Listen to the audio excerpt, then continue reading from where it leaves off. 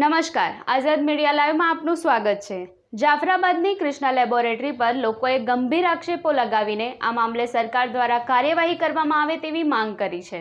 જાફરાબાદ શહેરમાં આવેલા કૃષ્ણા લેબોરેટરીમાં કરાવેલ બ્લડ શુગરના રિપોર્ટ શંકાસ્પદ આવતા લોકોમાં રોષ જોવા મળી રહ્યો છે। લેબોરેટરીના સંચાલક સરકારી નોકરી કરે છે અને જાફરાબાદ ખાતેની લેબોરેટરી તેમના આસિસ્ટન્ટ ચલાવે છે, ત્યારે લોકોના આરોગ્ય સાથે ચેડા થઈ રહ્યા હોવાના આક્ષેપો લાગ્યા છે। આ બાબતે સરકારી તંત્ર યોગ્ય તપાસ કરી કાર્યવાહી કરે તેવી લોક માંગણી ઉઠવા પામી છે। જાફરાબાદ ખાતે કૃષ્ણા લેબોરેટરી ચાલી રહી છે, જે લેબોરેટરીની અંદર ક્વોલિફિકેશન ન હોય, ધોરણ 12 પાસ હોય એવા લોકોને બેસાડવામાં આવ્યા છે।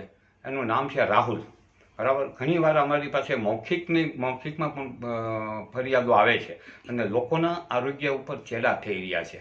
અગાઉ પણ અમારી ઉપર પણ થયું હતું, બરાબર। એટલા માટે અમે આપણે CDHOને જો આ બારામાં જો વ્યવસ્થિત નહીં થાય, એના જે સંચાલક છે એ પોતે ગવર્મેન્ટ જોબ કરે છે લોટપુર PSCની અંદર, અને અહીંયા આવતા નથી। માત્ર ને માત્ર ધોરણ 12 પાસવાળા એ લેબોરેટરી કરે છે લોકોની, અને પોતાના આરોગ્યને ભયમાં મૂકે છે।